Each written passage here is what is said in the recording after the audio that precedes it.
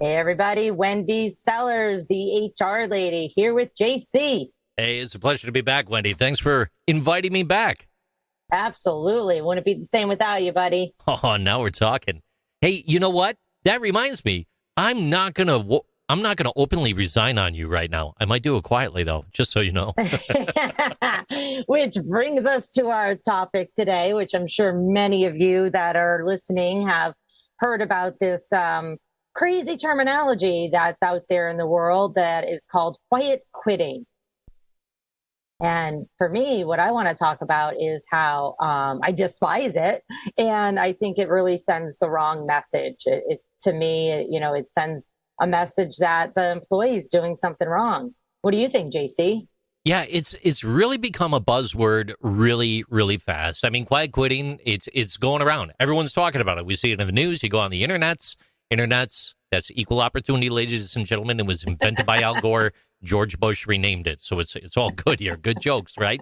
But look, COVID-19, the pandemic, it disrupted everyone's lives. People got burnt out a little bit, and then now the term quiet quitting is rising to the top of the crop here, just because people are doing their job.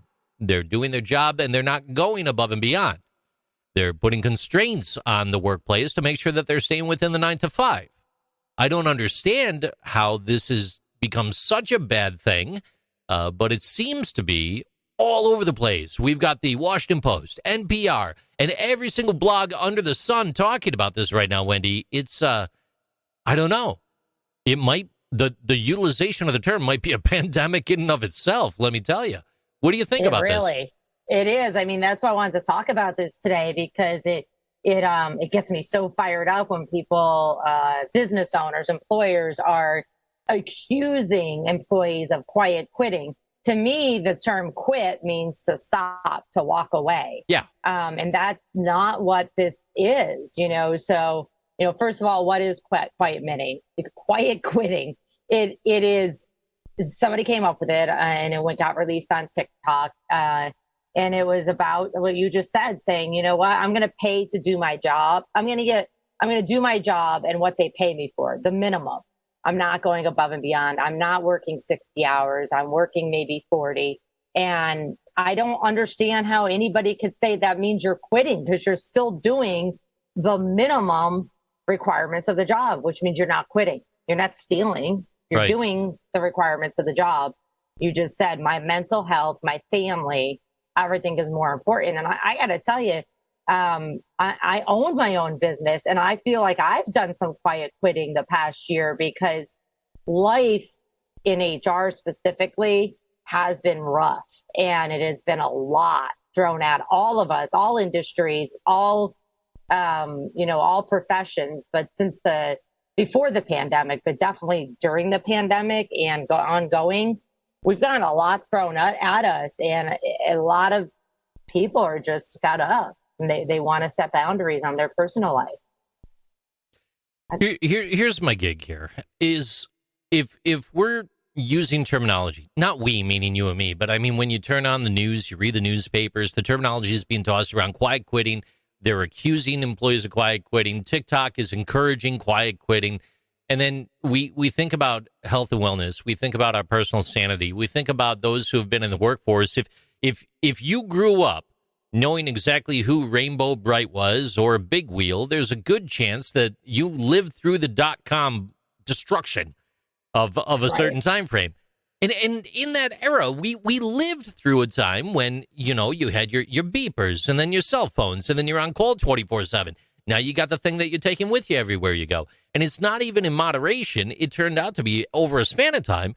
People were being praised and they were always on the clock. They're working 24/7. It didn't even matter if you're running marathons. People were dying of heart attacks left and right just because they're constantly working. And then they're letting go of their family. It's almost like the real world, their reality, who they are was on pause. And they were fast forwarding through their lives just to answer that next email, to be the top of the crop. And what some say, and to me, the bigger discussion here is the golden handcuffs, right? You reach that certain level, whether it's in the managerial ranks, if you're on the floor, if you're in the C-suite, wherever you may be, and you're shackled by the golden handcuffs. If you leave that job, are you going to get the same amount of money by staying in that job? Well, current trends say no. but it takes a huge leap of faith to get there. But we are existing in these cultures where you don't want to leave. You want to stay. You want to do your best. And maybe you even believe in the mission, vision, values. But does that mean that you should sacrifice yourself to be ran all over by everybody around you? I don't know. Decades past, if you didn't, well, maybe you weren't a team player. But now, if you do your job, not even bare minimum, if you do your job, you're going to be accused of quiet quitting because you're not going above and beyond. It's mind-boggling to me, to use a quote from the movies. It really is. It's offensive. And I'm looking at an NPR article right here on it. Quiet quitting, work on TikTok. That's the trend. And it literally says in here, the term quiet quitting is so offensive because it suggests that people that do their work have somehow quit their job, framing workers as villains, basically as thieves. And, sure, are there going to be always in our communities, in our world, there's always going to be somebody who's taking advantage of somebody else, whether that's the employers taking advantage of employees, coworkers, whatever it might be. So yeah, I agree. We're always going to have those shady people somewhere. That comes down to management, leadership, weeding people out, and managers actually managing people, which is what we're going to talk about a lot today. But it's incredibly offensive. So anybody that is listening today, please stop using the term quiet quitting. It is not going to help you motivate and engage your employees and get them excited to work for you. So there's this website, techtarget.com, and they had an article out here about the quiet quitting as well. And within this feature that was written by Amanda Hetler, who is one of their premier feature writers over there. She's an amazing writer, very good writer. To use a couple quotes coming out of there, she's saying 7 out of 10 employees experienced burnout in the last year, according to some reports that had came out. And the pandemic brought quiet quitting into the spotlight as it flipped work culture upside down. More people had time to think about and question their careers and seeking more work-life balance, according to many different resources. And then she goes on to state, during a 2021 survey from Gallup, they found that only 36% of people reported being engaged with their job, and some people stay in their jobs and look for a different one while collecting a steady paycheck and keeping health insurance. So everything that she's talking about in this article up to this point is kind of like just normal, in my opinion, right? But then she lays out the signs for quiet quitting, and I think this is where we hit a curve in the road and it goes awry. Ladies and gentlemen, buckle your seatbelts. So, Wendy, she's saying here, with some of the signs of quiet quitting include not attending a meeting, arriving late or leaving early, reduction in your productivity, less contribution to team projects, not participating in planning or meetings, and a lack of passion or enthusiasm.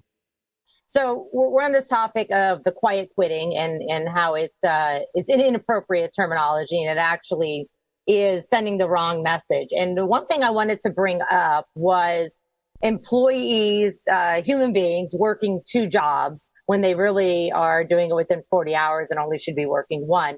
And the reason I bring this up is, I'm the HR lady. So a lot of my friends will, they're in the workforce, they're professionals, and they'll hear something and they want to run it by me. They'll be like, hey, they're not in HR.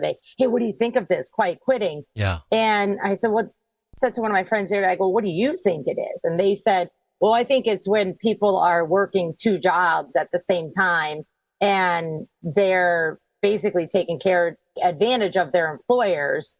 And so I looked it up because I was like, well, that's not what it is, but that's what I think some people think it is how employees get away with working 2 jobs in a 40-hour work week. So they really should be working 80, and maybe they're working 40 to 50 and they're getting paid twice because they're working from home. So I saw this website. I'm not at all advising that you do this because I think it's immoral. And we'll leave it at that. But there's a website called overemployed.com. And it is basically a website that helps people, employees, get away with taking advantage of 2 employers by working 2 full-time jobs in the time frame of 1. What do you think about this, JC? What's the right, the wrong? whose responsibility is this that these people are getting away with it? Yeah. When we're talking about the employer perspective and thinking about the employee, right? But from the employer perspective, it's up to that employer to make sure that they lay the groundwork right from the get-go. Let the employees know and understand that you're completely against this type of thing, or you're kind of okay with it, but they got to fill out some paperwork and be approved. Now, to do two jobs literally at the same time, on the same clock, during the same day, during the same minute, yeah, I'm not for that. If you are looking to do more than one thing and you complete one thing and end task, mark note, move over to the next, and you're bouncing back and forth, or you complete one work day and then you go work a second job, is no different than working at the gas station up the road and then you go work at the convenience store. You're doing one job, then you're doing the other. But to do them concurrently, or to go to the length of taking the second job and subcontracting your work to a team of people and managing the oversight of that as a project manager, I don't know. There's a lot to consider. I would just encourage, from the employee's perspective, if you are considering this, take a look at those ethical concerns and considerations. You might be in some deep, deep hot water with your employer if you head down that path. And from the employer side, get something in writing, right? Maybe that might be the way to go. I don't know. Wendy, you could help someone get things written down, right? Yeah. So I think this really comes down to, like, if I wasn't at the employer and I found out for whatever reason, however I found out that one of my employees was working two jobs, I want to first stop, take a deep breath, and find out, okay, what's really going on here? Are they working two jobs? And that's because they're working 80 hours a week, 90 hours a week, 100 hours a week. So that's the first thing. Are they truly working two jobs? Are you happy with the employee working your job? Well, then who the heck cares what they do in their life, right? True. The rest of their life. Generally we'll go with more morality there, but it's really none of your business unless they're violating any rules of your organization, committing any crimes in that time period that's going to look negatively on your organization. But generally, them working another job, one, isn't really any of your business. But I would say the employer, the manager, the leader, want to know why. Is it because I'm not paying you enough? Is it because you're a workaholic and that's why you're working two jobs? And that's fine. That's on you.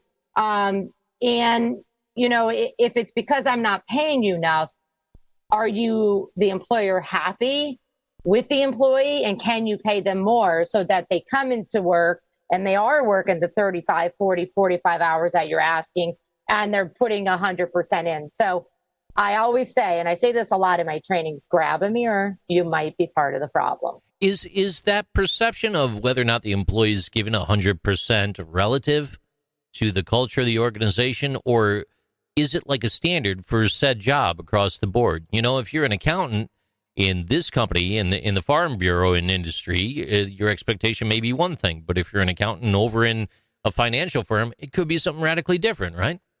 It really is. And regardless, even accounting's a great industry, by the way, and job to talk about, because I have a lot of friends who are CPAs. Even in businesses, my clients are having very difficult time finding accountants for their positions, because so many CPA firms need them that they're giving them everything they can to bring them over to their organization. But most CPA firms, whether you're a tax accountant, whatever you might be, those jobs traditionally are overworked. They usually work a ton of hours seasonally, which, by the way, is more than half a year. And a lot of the younger people, and I'll just say 40 and under, I won't even go down to, Z. So a lot of younger people, any age after this pandemic nonsense, that they're just saying, no, I don't want it. Like, fine, I'm not going to get $10,000 left, but I'm going to get my life back. Fine. I'll keep that $10,000 on the table. I don't want it. Take it off my salary. I'm working 38 hours a week, and that's it. That's all you're getting from me, because I have a life, or I want a life. And I have maybe healthcare concerns, whatever it might be. You bring up a great point there, and I'm sorry to jump in on you. It's an amazing point. We just have to pin down on real quick here, because it's not that it's a bad employee. It's not that they have a bad work ethic. Maybe they do go above and beyond, but they're not working those extra hours. They're not Right. doing the above and beyond 40 hours in a week. When they have a hard stop, they have a hard stop. They're out. They're done. There's Yep. not. Is there really anything wrong with that, though? I don't think I don't so. think so. I think it's you and I both just said the same thing. I don't think so. I think, for anybody who thinks there's something wrong with that, any of the employers out there are saying, no, I can't have you go home, whether you're working from home or whether you're in person, until this project is done. So now you have to stay till 6:30. That's the best way possible to have high turnover. Yeah. That's the best way possible for employees to say, I'm not quitting yet, but I'm going to go find another job and I'm out of here. But they're going to actually leave. They're not just going to stay. Right. I was reading a comment yesterday. I want to say it was LinkedIn, and somebody was commenting on this topic, and it basically said, like, hey, if you have an unengaged worker that doesn't, say, I'm going to stay 10 extra minutes to complete a project, and it's only once in a while, you probably have a much bigger issue than that employee. Right. Like, did you not give them enough information throughout the day for them to be able to complete that project? Did they have to train themselves? Was there technology issues? Was there onboarding issues in case of a new project or a new company altogether? But 9 out of 10 times what I find, it's the company, their processes or lack of, and it's the management or the lack of true management that is really the problem. And I don't care how your industry used to be. Today is what matters, not 4 years ago. That's a fantastic point. And when we think about the organization out there that is in evolution like that is trying to change, one of the big things on the other side of the seesaw that could play a huge part in keeping the employees happy and engaged is that empathetic leader, is that person who stands up and helps the employee define those boundaries, helps reinforce that, right? I mean, Yep. It's part of, wouldn't you say that's part of a leadership perspective that should always be on the table? I mean, you're looking out for your employees during the day. Look out for their off time. Yeah, you absolutely should. And we as I'll just stick with the United States, but we as a country, we are just known for burning out our people, and including ourselves as well. And we actually, as Americans, we're proud of that. Like, oh yeah, we work our butts off. We work 80 hours a week, 60 hours a week, whatever else is. Where other countries are like, no, that's illegal. You can't do that. We're like, oh no, over here in the USA, we can burn them out anytime we want. If they don't like it, they can leave. Well, guess what? They're leaving now, and we don't have replacements up at that, because as we've talked about, JC, in another podcast recently, is we just don't have enough humans to replace, say, the baby boomers who are leaving, or just, John Doe, who's 28 years old and walks out the door. We don't have people standing at the door going, put me in, coach, because somebody else has already grabbed them at another company. Yeah. And just to kind of close up one thing real quick, and I'll throw it back to you, when you step up to the plate as that leader to help set some of those boundaries that are out there, it's going to help avoid a potential toxic environment at the end of the day. You're going to create a clear path where employees could take advantage of the environment to do their best work, and they're going to want to come back. You might even go down the path of establishing physical boundaries. Maybe, don't attend any work events past 8 p.m., period. We're putting a cap on these things. Go home and enjoy your life, enjoy your family, enjoy whatever it is that you're doing, and we'll see you tomorrow. Or maybe you're establishing emotional boundaries. Let it be empathy and understanding, or, continuing to communicate up front, but continuous communication, authentic and genuine communication throughout the way. Definitely different ways that we could stay tight with our employees and help set those boundaries as well. Back to you. And I also know, some companies that I'm shocked when I found this out, pleasantly shocked, because it's so rare that they don't even, the managers. So I have a friend, JC, a mutual friend of yours and I's, actually down here in St. Pete, that very, very large company, and the manager that she reports to says, do not put work email on your phone. And I was like, no way. She's like, nope. Nice. It's not a company policy, but that manager says, no, I do not expect you to check your email after work. This, what we do takes a long time to figure out. I do not expect you to get it right away.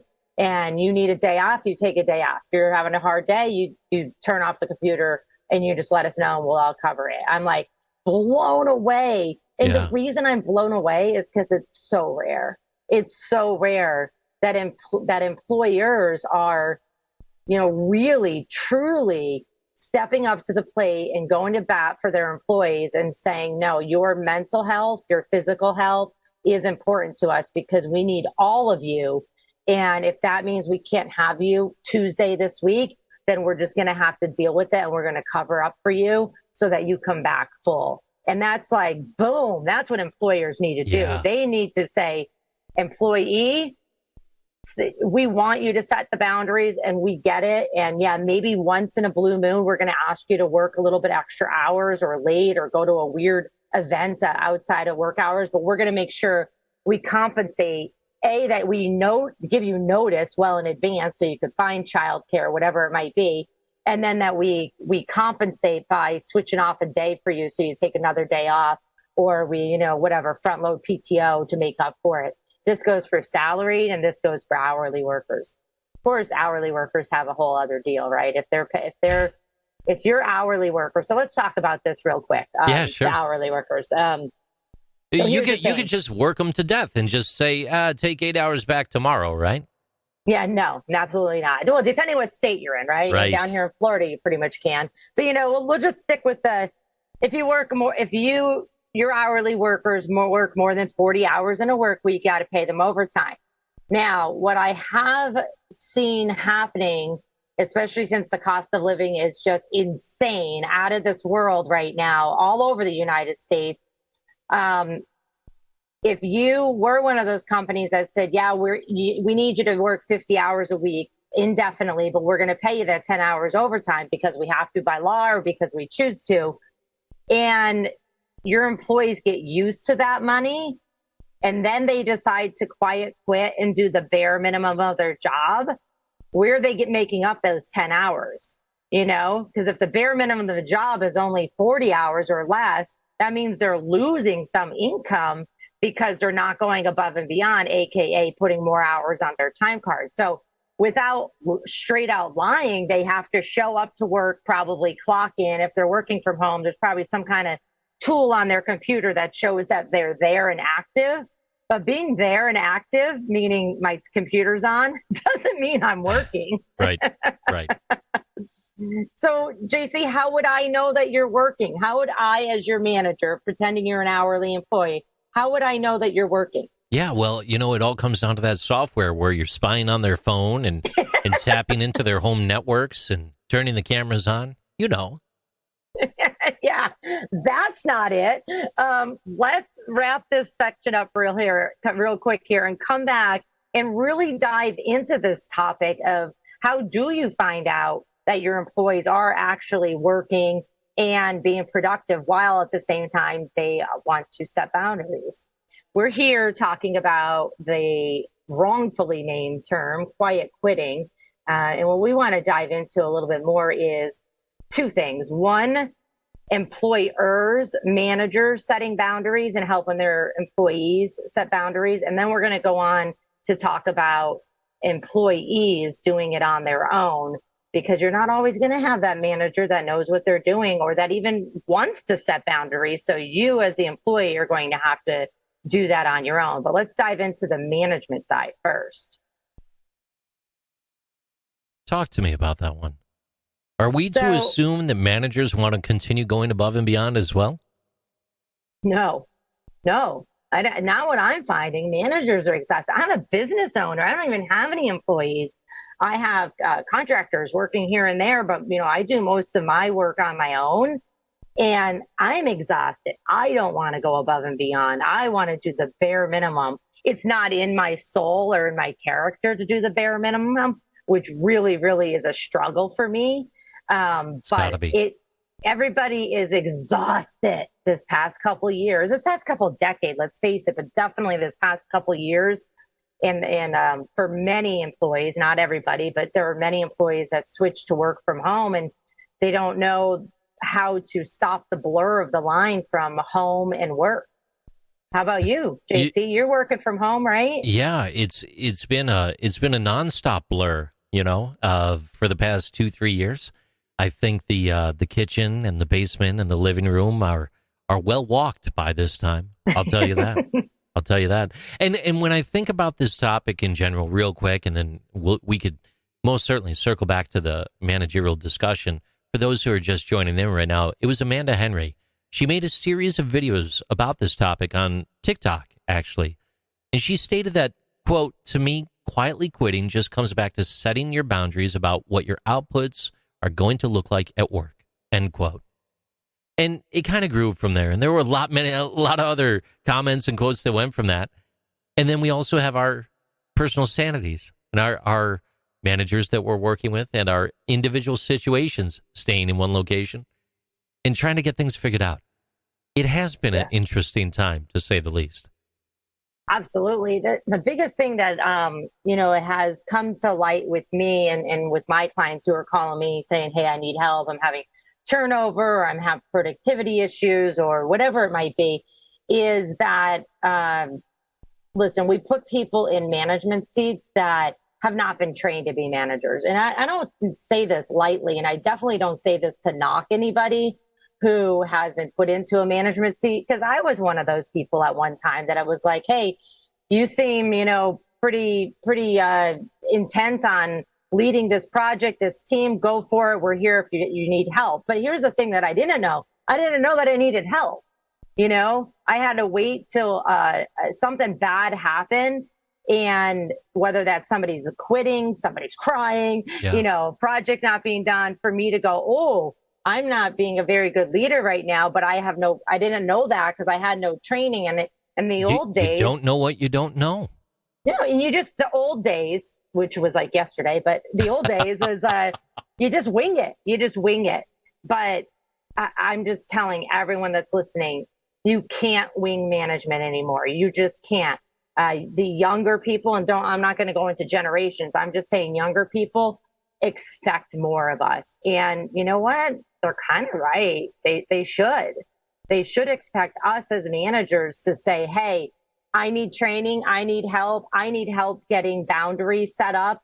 And I need to feel comfortable to come to you, my manager, to say I'm not doing well, but I don't feel comfortable doing that because I feel my job's at risk if I say that. At the end of the day, one size does not fit all. And setting boundaries for your team might not be what is going to work for setting boundaries for your team 6 months from now, especially if you've got turnover and new employees coming into the fray and establishing themselves inside your box.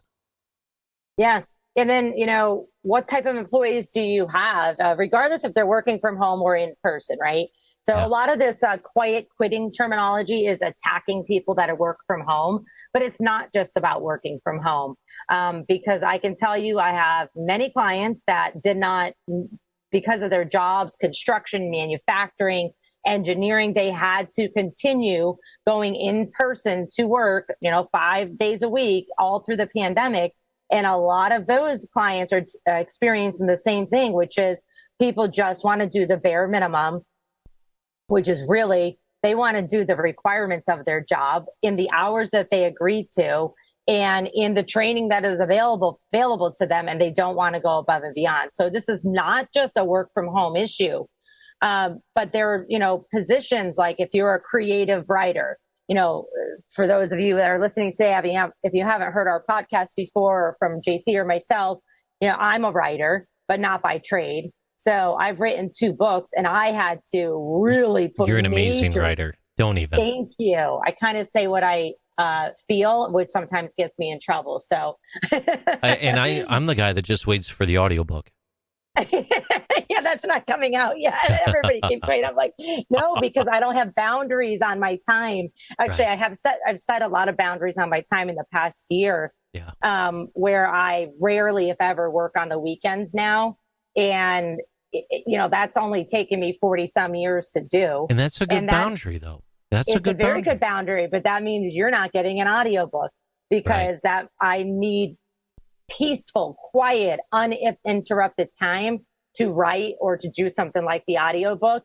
And that would only, honestly, in my world, in my industry, it would only be on the weekends when most of my clients are not working. And so if you want me to give you the audiobook with my voice, it's going to probably have to happen on a weekend, which means now that Wendy has set boundaries, it's not happening.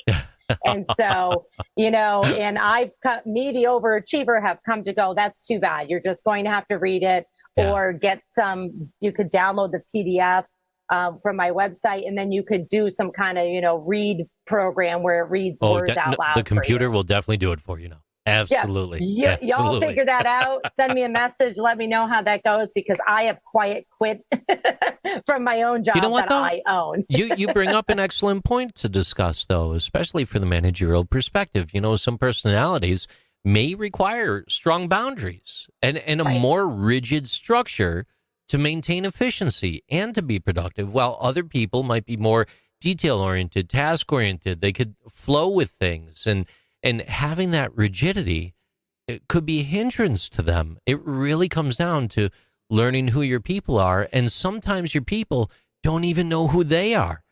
Would you say it took you 40-something years to discover this, and you're only in your 30s? That's shocking. Thanks, JC. No, it is. I know my personality. I knew that for a long time, that I'm an overachiever.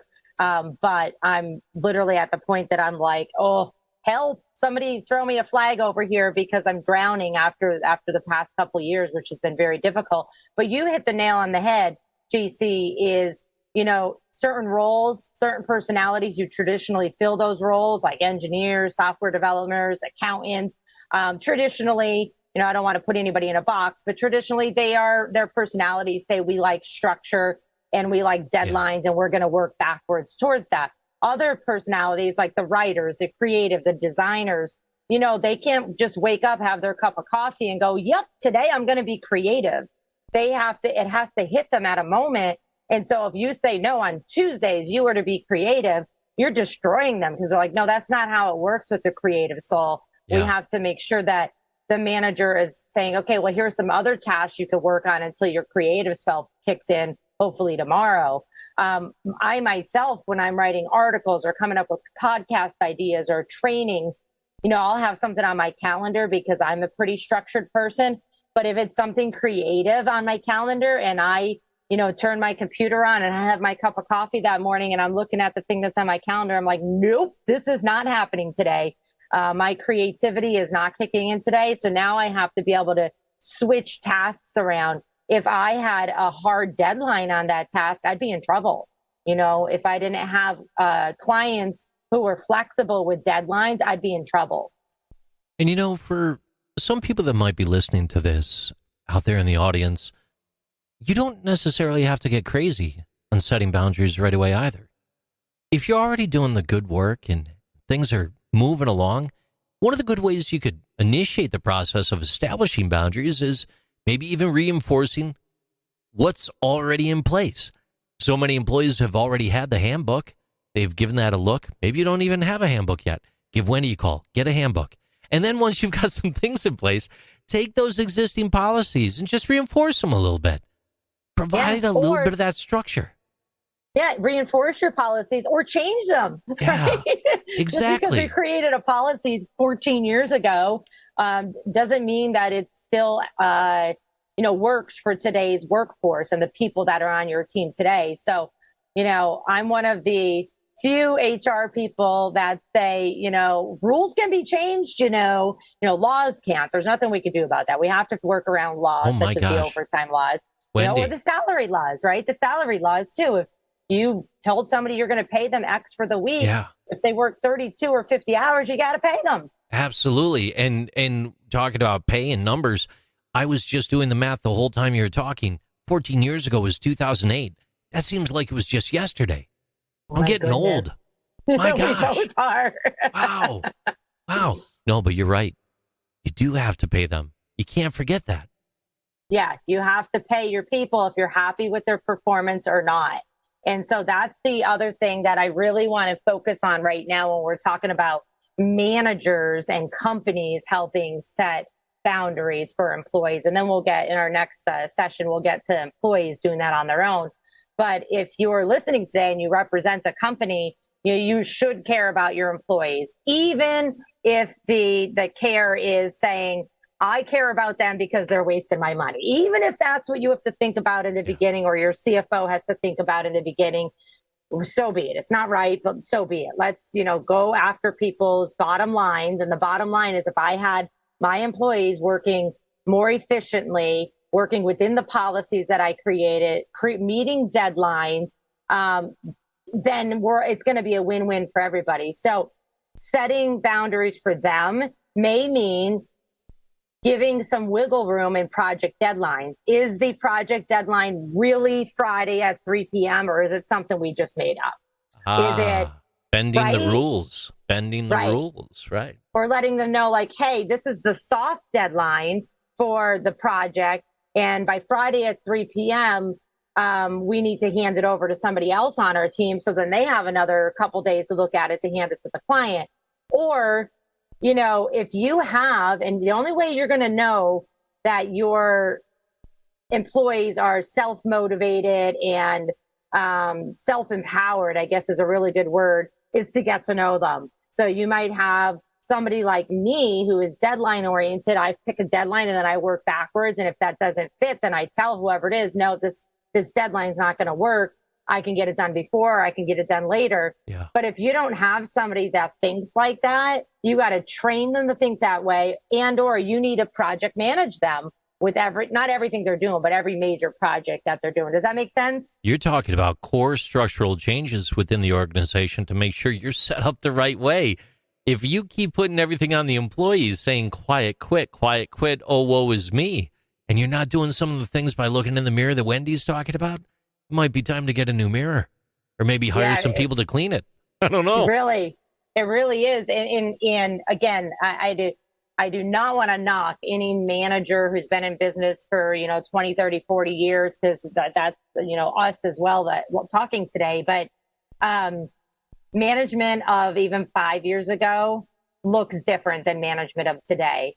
And as our workforce continues to change with technology, with work from home capabilities, but just with continuing to hire people who have not been in the workforce for 20, 30 years, their needs, their desires are different than what our grandparents and what our parents and what ours are.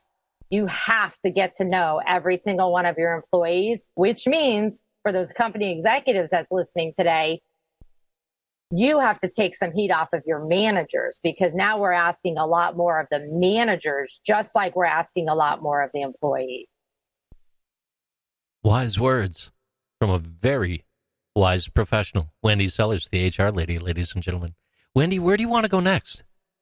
So what I want to do is just do a quick wrap up here of what we talked about so far. And then I really want to dive into helping employees set boundaries, because like I just said, it'd be great if managers say, oh yes, I'm listening to Wendy and JC, and I need to go and help set my boundaries for my employees. But let's face it, it's probably not going to happen overnight. Managers are overwhelmed and overworked. And so, yes, managers, please make sure all your work expectations are realistic. There's training, there's performance measures, the behavior measures, and that people are living up to it. But employees, you're probably going to have to do some of this on your own. Jack, talking about the topic of quiet quitting, which has made a huge mark, I guess I would say, on TikTok recently.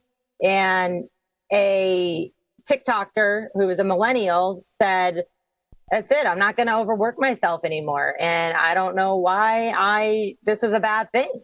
And JC and I agree. Yeah. And hopefully you do too. Yeah, I really don't think it's a bad thing to stand up for yourself. At the end of the day, a little bit of self-care never hurt. But there are differing opinions on the depth of quiet quitting. One perspective being not willing to go above 40 hours in a week because they used to put in 50 to 60. While another perspective is, I'm going to do less than the bare minimum. Right. You might just Right. be asking to get fired at that rate then. Yeah, seriously.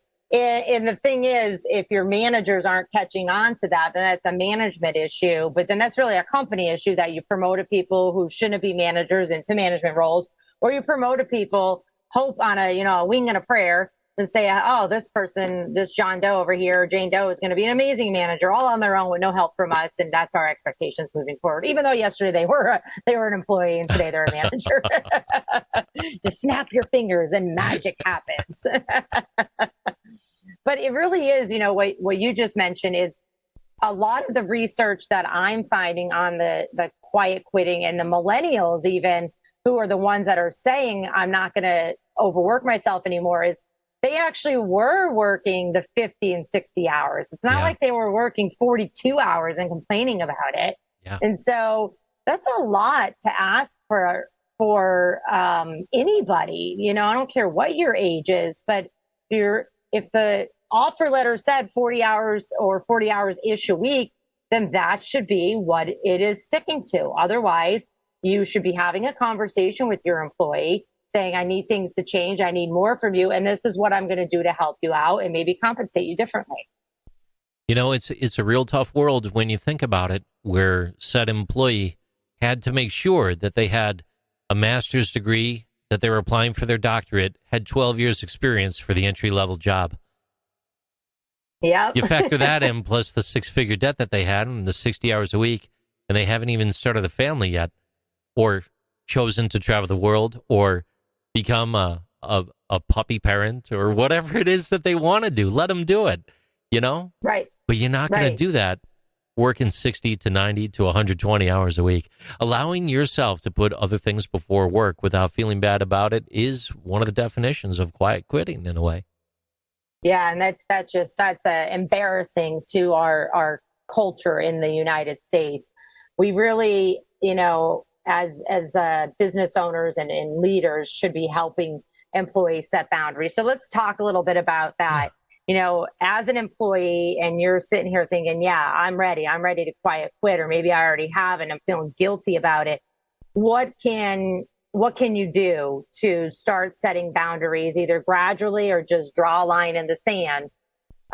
There's this article on Small Business Cron, and it basically says how to set boundaries and guidelines for employees. And I definitely see a lot of useful information here. But the first thing I would say is, let's pull out your job description and look at it. So that means you need to have a job description.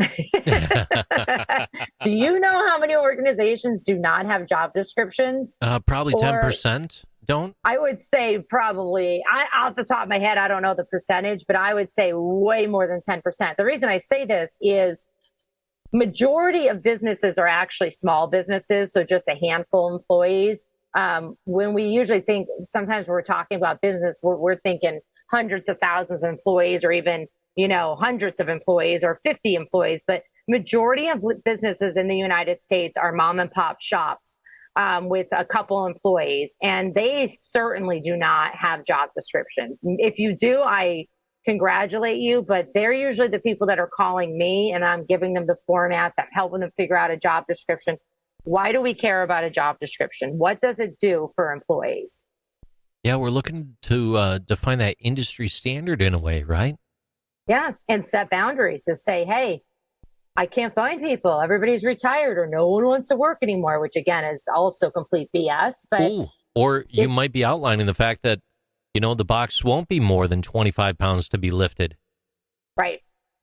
Exactly. It's going to give you very clear ideas of what needs to be done in the workplace before we even put a job ad out. Yeah. Hey, here's the knowledge, skills, and abilities that we need. Here's the experience. No, you do not need 10 years to lift this box. You need 1 minute of experience, because I'm going to show you how to properly do it safely. So when you're throwing out those things of 10 years experience, or heck, even 6 years or 5 years, you are probably unintentionally or intentionally already setting your company up for failure. That a 20-year-old's not going to have that experience. However, they're the only one that's going to want to do that job in order to get experience in your industry. So brushing off the job description and making it realistic is the number one thing that I would tell any employer, but then employee. If you're sitting here going, you know, Wendy, you're right, I don't have a job description. Go ask for one. Don't be all, smart aleck though, because your employer may be trying their best. Just say, hey, I notice I don't have a job description. Do you want me to work on one for you? And then there are so many job descriptions already pre-built all over the internet on the Department of Labor websites. And you could download things and then fill in the blanks and then help your manager to help you set boundaries. Is there ever a situation where, as the employer or the employee, that we would have to define when there's no boundaries scenarios? Yeah, in the job description, in the ad, it also says other duties as required. Is that what you're getting at? Yeah, it is actually. Well, just so you know, the other duties as required needs to be realistic. It needs to be in line with the main knowledge, skills, and abilities that are required for that job. And if your other duties are as required end up being a lot of manual labor, guess what? That salaried position now turns into an hourly position by law because of all your other duties as required. Yeah. And you're going to have to pay overtime and it's going to cost you anyway. So the funny thing I think is funny about the other duties as required, because I have a lot of clients and we giggle about that and everything. And I'm like, this does not allow you to abuse people, Right. This does not allow you to give them anything at all because we have the ADA to deal with. We have possibly leave issues to deal with. We have accommodation. So if your other duties as required are not defined, employees speak up and say, I want these clearly defined. Just again, do it as professionally as possible. Nobody likes being attacked. You don't like being attacked. Your employer's not going to like being attacked. So let them know, hey, I'm struggling. Employee, I'm struggling. I need to set boundaries for my mental health, my physical health, whatever the reason is. And I need you, manager, to help me, but I'm going to help you help me. Help me, help you. Hey, I've got a question for the HR lady here. So when we think about that job description,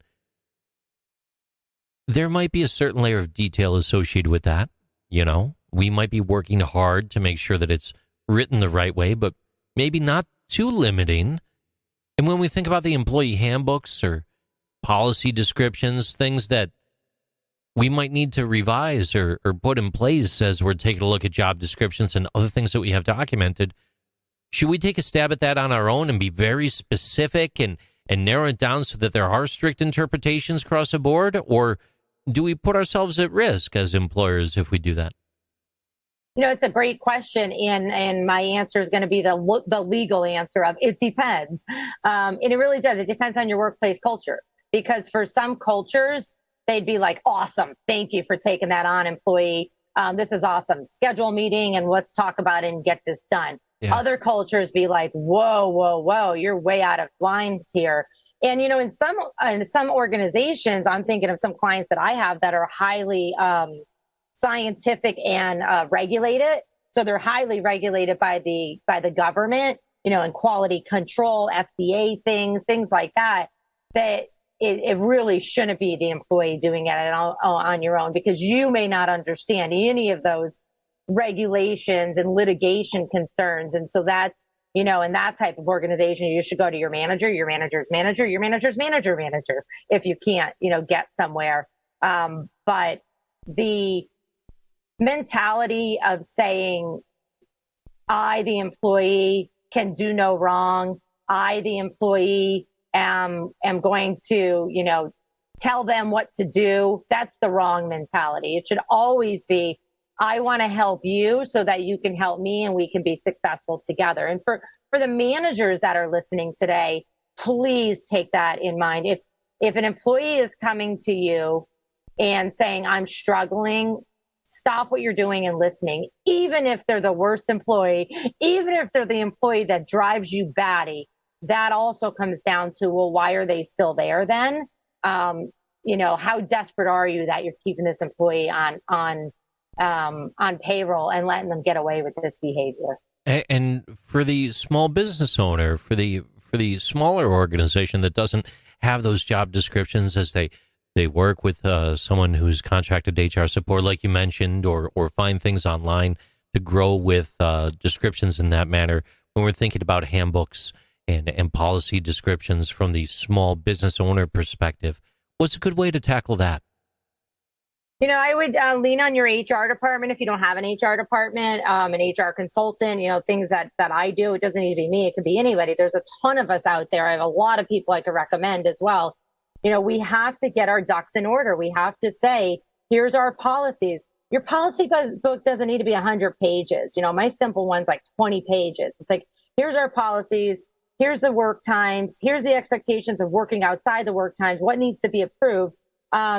You're going to always have some employees like myself, but I'm learning, as I just mentioned, that, want to go above and beyond. But if the company says, no, we don't want you to do that because everybody needs to be treated somewhat equally, then you need to have rules to say, Wendy, you can't come in on Saturday and work by yourself because A, there's a safety concern if you do that, or B, that is against our culture and our values. Excellent. And the employees need to be very, very clear about that. Yeah, no. If they don't know, how are they going to know? Excellent points. And to that then, now we've laid that base. When we think about training our supervisors, training our managers on how to evaluate employee behavior, is that as simple as how they used to do it, lick their finger and put it in the wind to try to determine which way it's blowing, right? Let's see. Are they smiling? Oh, they're good then. Yeah, right? So is training the supervisors and evaluating employee behavior something that we should document and map out? What's one of the more effective ways that we could train our staff to be more in tune with that? Yeah, so remember the days, which was like yesterday, where you had to do your annual sexual harassment training, and everybody loved that. Oh, yeah, I can't wait to go that training about how I can't do this and I can't do that. And no. I think I have to take that training 3 times a year by mandate. Go ahead. No, I'm kidding. I'm kidding. But you know what though? In some states, you actually do. Twice. And in many other states, many other states, there's just, it's free for all, but lawyers recommend it. Well, I've changed in my practice because, as you know, I do a lot of management training. That's a majority of what I do these days because it's easier and more cost effective to do management training than to, pay myself or a lawyer to fix all the problems and possible lawsuits. And then on top of that, Department of Labor lawsuits, EEOC lawsuits against you. Anyway, you need to figure out what kind of training needs to be done in your organization. So I've changed the sexual harassment training, unless it's a mandatory one.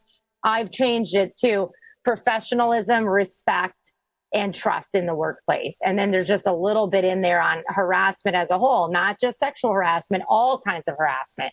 Yeah. And when I'm doing that now, employees are actually there asking questions, nodding their head, taking notes. They're interested because they're like, wait, we know, don't sexually harass somebody. But wow, let's talk about this a little bit more about trust in the workplace and how it makes me feel. Yes. And I find that it really opens up the conversation that employees go, oh, that's totally me over here. I'm an introvert and you guys really, really scare me when you do that.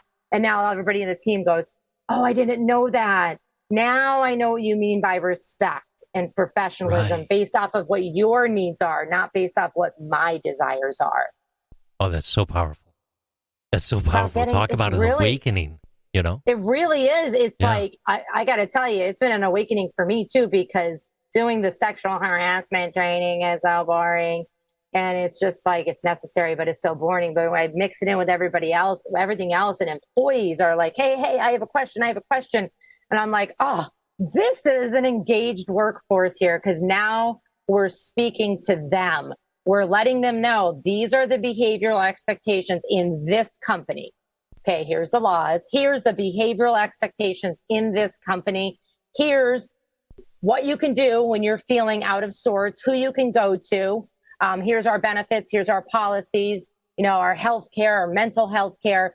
And this is what your manager is going to do for you. And if your manager doesn't do it, then go to the next level, the next level, the next level, who all is also sitting in that training. So you're all on the same page together.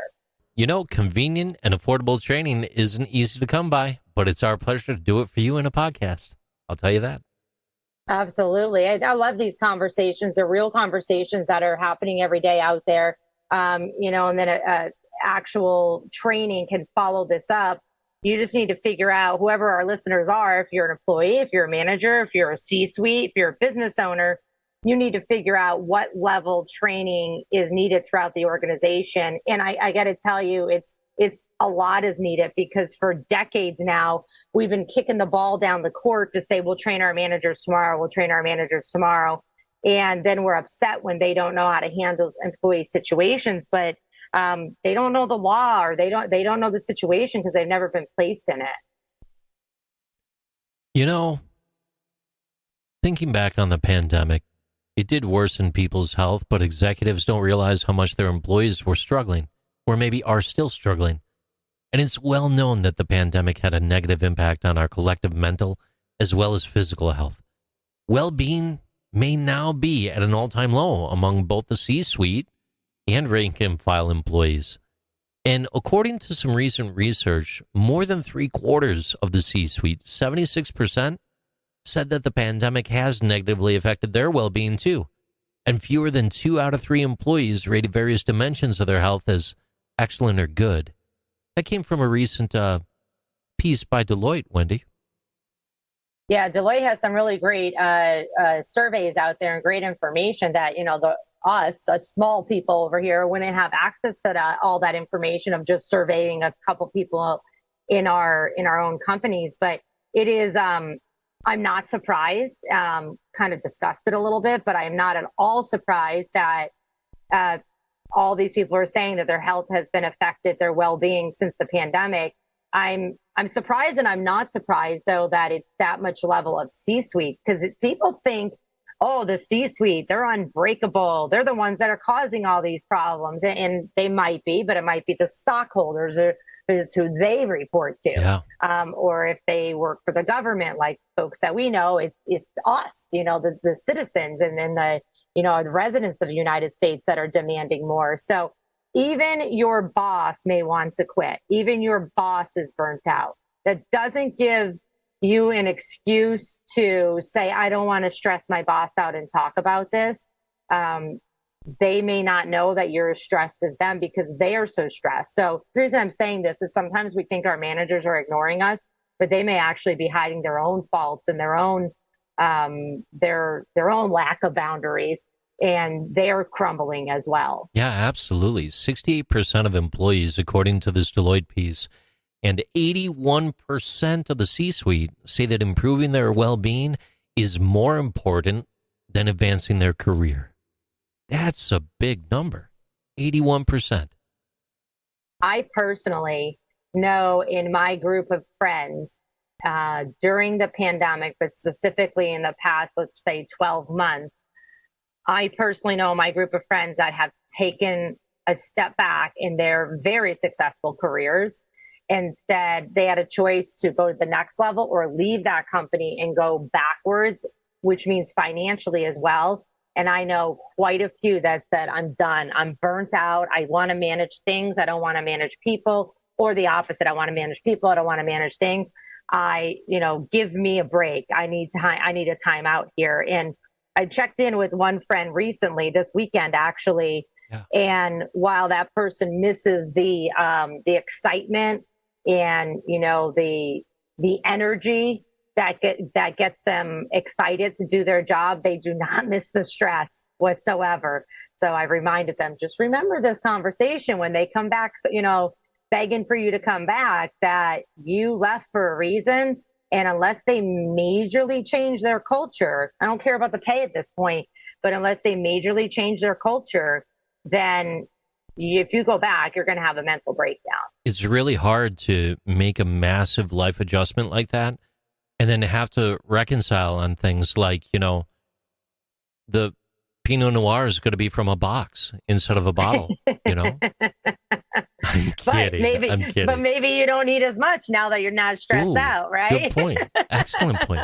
And to that, it all comes down to health and well-being at the end of the day. A health-savvy executive appreciates that decisions relating to well-being can have a significant impact on the culture of an organization, the way in which work gets done, and the people and places beyond the organization's four walls.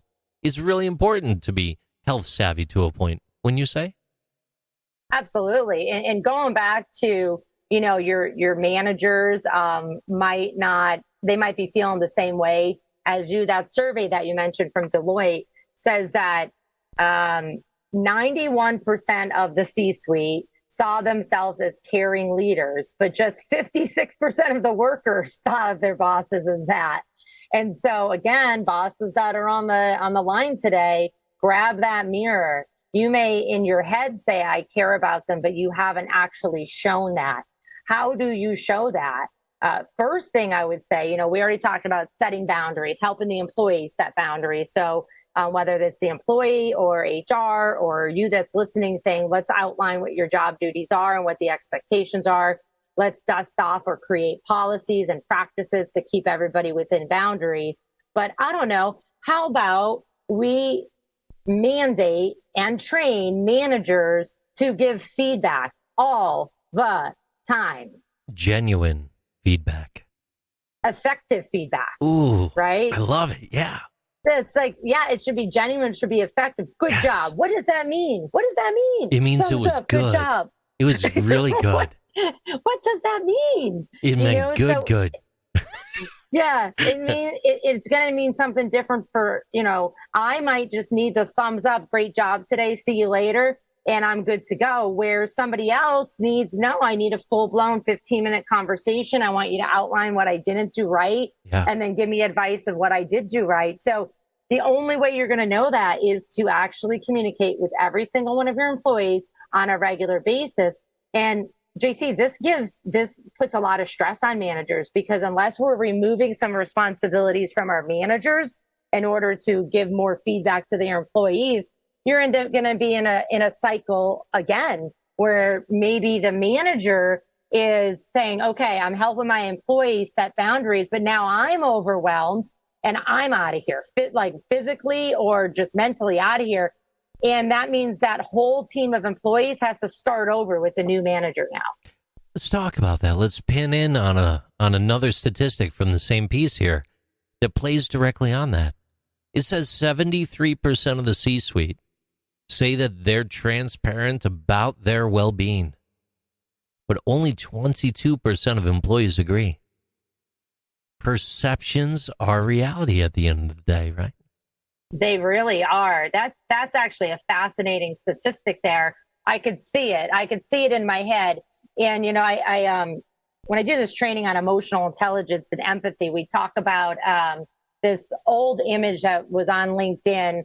It wasn't for me. I just use it all the time. And it shows a graph of where you're from a supervisor all the way to like an owner of a company and what your emotional intelligence is. And it's really down to empathy. And that as you go up the food chain in corporate America, so to speak, that your emotional intelligence / empathy actually declines. And I think this is all connected in here, because the reason is because they're further away from communicating with employees on a regular basis. So those C-suite people that you mentioned that said, yeah, I'm pretty open about my mental health, they're probably only open to other C-suite members. Right. Not because directors. They might not be exposed. They might not be in those circles anymore. They feel that they are, but they're not. Yeah, they're like, I talked about it today. Yeah, you talked about it with the other C-suite member, but you didn't openly share it with the directors, the managers, or the employees that you're also stressed out. And let me just stop here real quick by saying, just because you're sharing with your employees that you're also stressed out doesn't mean it is okay for you or the employee to continue to be stressed out. Sometimes bad leaders use that as well, we're all in this together. Well, we can only all be in this together for so long until the employee says, I'm not going to quiet quit. I'm actually quitting.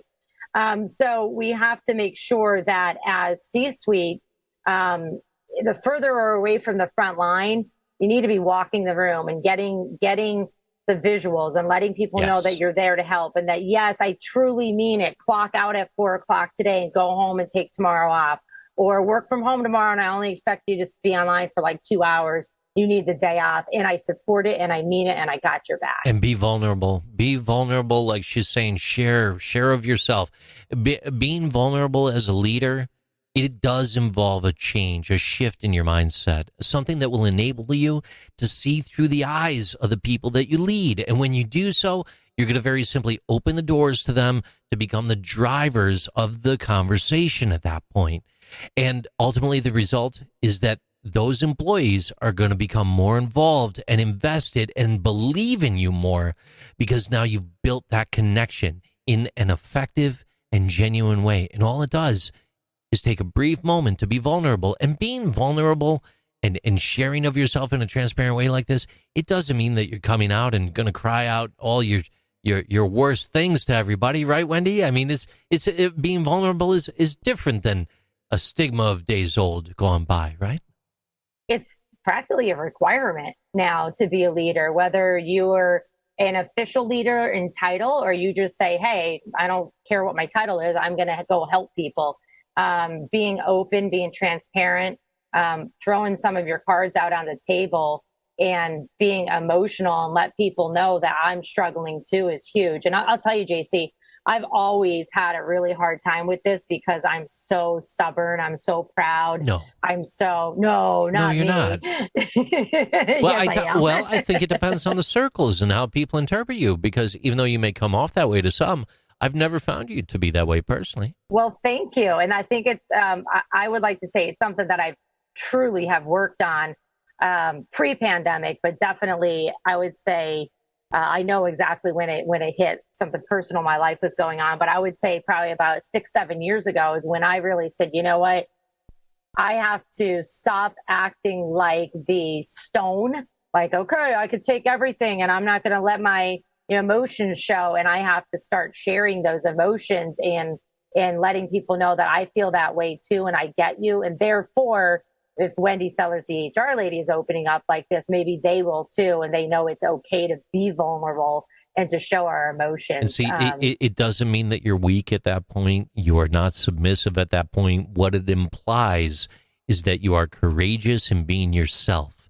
And it opens up an aspect of you to all those around you that then see you in a different perspective. And it actually elevates where you are in the conversation at that point in providing feedback to employees or networking with peers or whatever the situation may be. Yeah, there's going to be some people that take advantage of it, but maybe those aren't the circles you need to be in anyways, right? Right. Maybe you need to quit some of those friendships, right?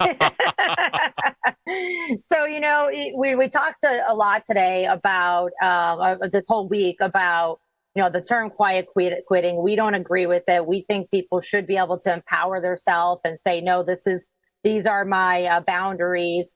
And executives and managers and leaders that are listening, you need to be a little bit more empathetic. You need to put boundaries on yourself. You need to help your manager or your employees set boundaries. But then, as JC just mentioned, one of the things that I really want to focus on before we wrap up here is just talking about prioritizing your health and the health of your employees in order to embrace this quiet quitting, and then therefore, understand that, hey, these are my expectations of my employees. They're doing them and they're going to stay with the organization longer. So some tips from this Deloitte survey are, we already talked about, working 40 hours or fewer per week, whatever your agreement is with your organization. Starting and stopping work at a reasonable time. Ooh. This has been hard. Yeah. This was hard during the height of the pandemic as well, because for many people, a lot of things were going on, including maybe homeschooling at the same time as working.